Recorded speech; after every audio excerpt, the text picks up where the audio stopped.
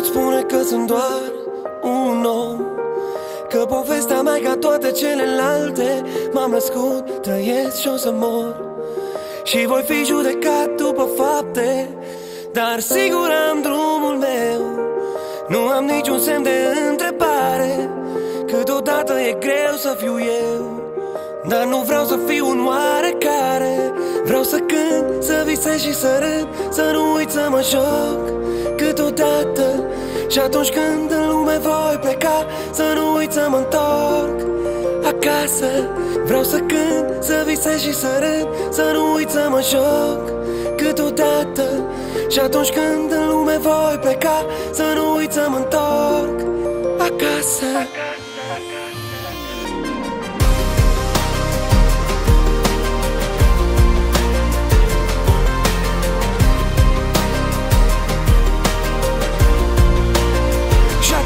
Cât mai respir, vreau să rămân copil, vreau să mă bucur de viață, că nu se știe când mai vin.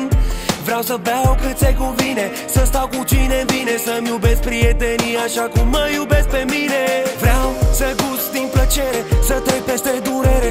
Știi că viața oferă doar celui care cere, celui care cere.